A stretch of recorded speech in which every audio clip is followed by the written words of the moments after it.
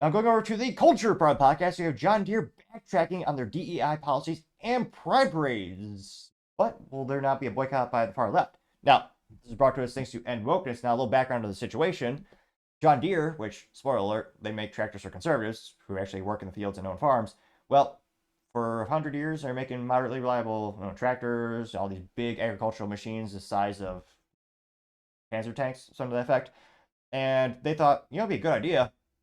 Let's get involved in DEI and pride parades. Pride parades where you actually have children participating and other things that many, many, many people would find morally and mentally vacuous. Not all. People in San Francisco love having naked adults in front of children, and which again is against the law, but they do what they want to over there. Now, they also had DEI trainings leaked, so someone actually took a picture of their training at John Deere, and that got online. It went viral, causing a big backlash from traditional conservatives and a lot of people in the middle. They're like, wait a minute, you make tractors for a living? Now, spoiler alert, the 10 largest shareholders of the company, they're all the big ones that are pushing those types of ideologies like ESG scores, DEI things.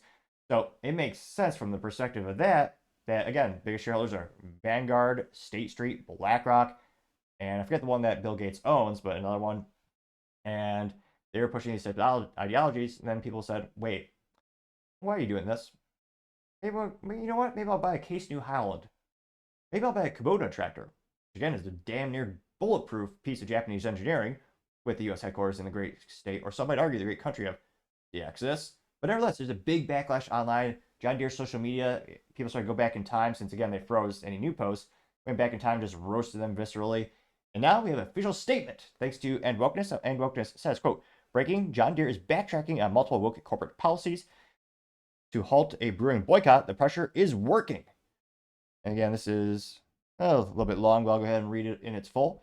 This is a letter from John Deere. It says, quote, John Deere was founded in America's heartland nearly 200 years ago by an entrepreneur deeply committed to delivering innovative products to his customers.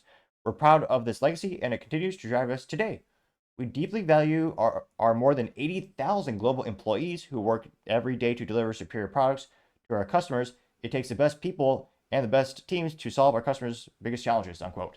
Which, kind of an interesting time with that, because they just outsourced a bunch of jobs from Iowa and Illinois, or so-called Illinois, to Mexico, in part because of decrease in demand, but also cost of labor, as well as U.S. being way too overregulated.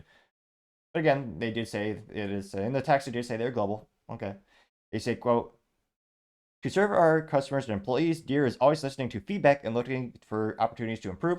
That's why we consistently prioritize internal policies that more closely align with our business strategy to meet the needs of our customers. For example, last year, we revised our corporate guidelines to solely focus on sponsorship supporting the business and brand. Our nonprofit sponsors center on priority areas such as hunger, economic development, poverty alleviation, science, technology, engineering, and mathematics, agricultural education initiatives, and support for our nation's service members and veterans. Which, excellent bullet points. Those all make sense, especially when it comes to these types of machineries becoming more and more computerized. You're definitely going to need a lot more STEM field folks coming in that area. Now, they also say, quote, based on ongoing conversations, we have committed to the following. We will no longer participate in or sponsor external social or cultural awareness parades, festivals, or events. Business resource groups will exclusively be focused on professional development, networking, mentoring, and supporting talent recruiting efforts. Auditing all company-wide mandated training materials and policies to ensure the absence of socially motivated messages while being in compliance with federal, state, and local laws. Perfect, because again, on a federal level, it's still illegal to discriminate based on someone's things that they cannot change, such as their gender and race. Now, they continue saying, quote, reaffirming within the business that the existence of diversity quotas and pronoun identification have never been and are never company policy. Unquote. I don't really believe that, but again, they're saying it was never, and perhaps, more, again, going forth, it won't be, so they say. They continue to say, quote, we fundamentally believe that a diverse workforce enables us to be the best to meet our customers' needs, and because of that, we will continue to track and advance the diversity of our organization. We remain committed to listening to our customers, employees, and other key stakeholders. Your trust and confidence in us are of the utmost importance to everyone at John Deere, and we fully intend to earn it every day in every way we can. So, pretty good politicking over there, because again, we'll see. Again, saying is one thing, in practice is another. But yeah, they do seem to be dramatically backtracking on that previous statement, the previous company policies. And again, I wonder, will the big shareholders, will they drop the company now? Will they sell the stock?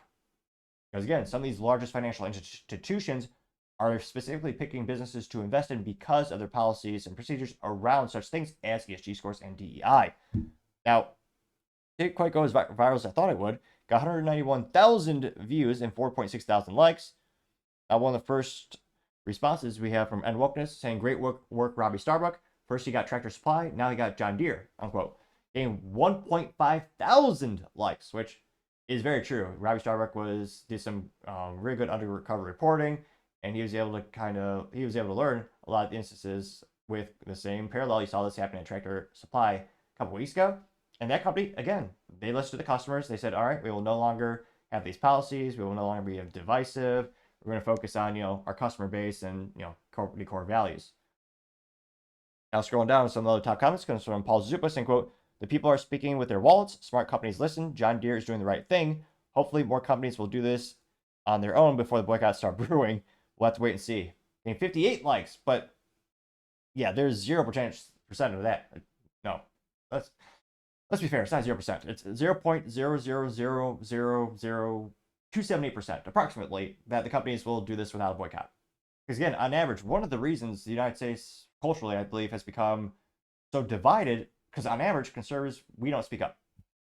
Again, one of my best examples is my parents. They hardly ever talk about, their ideology when it comes to policies, constructions, even when I was of age where you think would be appropriate.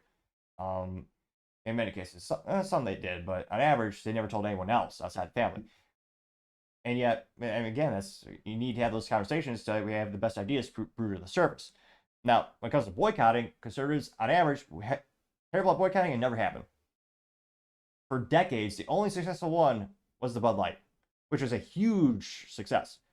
Then you had Tractor Supply, and now John Deere. That's about 3. I'm trying to think of any other business examples where they actually voiced their concerns. A little bit with Target, their sales didn't go down too much, and I think a lot of people just acquiesced back. Again, Target, they had the satanic materials in the stores, and I don't mean just pride materials, I mean actual satanic materials. We had the pin of Satan. It was an enamel pin, don't get me wrong, I'm sure it's high Chinesium metal, and it said Satan respects pronouns. And they had the trans swimsuits and all that kind of stuff. Now, conservatives pushed back a little bit. Target did move that stuff to the back of the store and stop carrying certain products. But, okay, so that's 4. There's really not that many. Which, again, so the only time these companies will actually acquiesce and, retreat, so to say, I think is with a boycott. Again, a peaceful boycott is how really, when it comes to pretty much any cultural topic, is, I think, where you have the best success. Now, scrolling down more and more. Let's see here. Let's see. Now, I don't know. I do not. So we'll have to do a further investigation. Florida One says, "I think these companies are caught and it's lawsuit city. How does Microsoft go from DEI is business critical to DEI is not business critical?" This is an article from Business Insider saying they shut that part of the company down. I got 26 likes. I'm going to have to research that. Because, yeah, tech companies especially, they have been pushing that for quite some time. Like Scott says, the lifeblood American companies need to quit hiring their executives from these woke universities. Yep, getting 20 likes, which, again, it's not necessarily that they went to a bad university. Well, some of them are. But, I mean, the most important thing that anyone with a modicum of business intelligence would tell you is know your customer. And that's rule 1 of business. Know your customer base. And ideally provide an exceptional product or service to them. A lot of these, Harvard CEOs, they come in, they just basically spit in the eye of the customer. And give it. So, I mean, it's just not understanding them. Then a lot of times doing the opposite, which again causes many of them to boycott. The fed up majority saying no, it's not. The end of the statement says that they're focused on DEI, getting 33 likes. Which, again, there is a difference between valuing diversity and pushing quotas.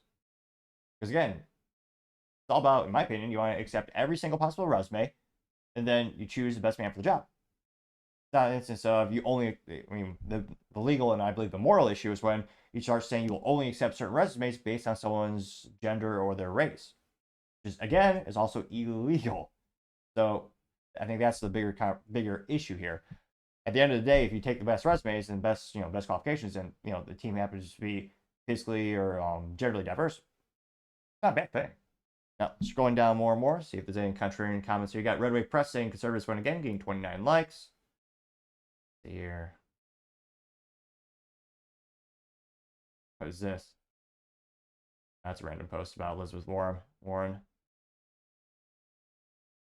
Again, that's what John Deere is saying. Now, I'm not sure if they will stick to their guns, so to say, or stick to their tractors. I mean, a couple of these comments are just pictures of Case New Holland, which is a major competitor in the agricultural industry. I also have a couple of John Deere tractors with Trump flags on it, so a couple customers forgiving the company. So things, I mean, in terms of the public feedback, and granted, this is only on X Twitter. I'm not sure what the direct correlation is between how many people are actually on X Twitter and actually going out and buying these types of agricultural machineries. But I mean, based on the feedback online we saw today, it seems like overwhelming positive reception of the news from John Deere. Now, that being said, well, you have a boycott from folks on the far left.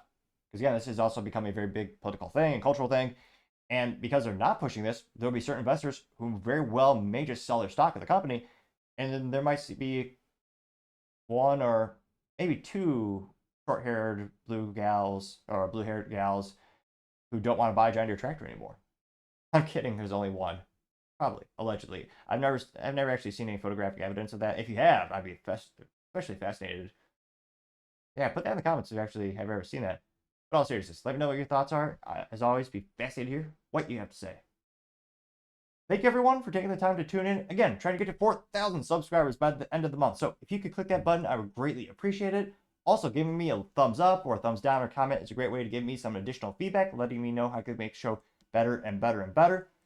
Lastly, don't forget to take the time to tell your family, tell your friends, tell your coworkers, heck, tell your enemies, tell anyone and everyone. Just stay safe, fight the good fight.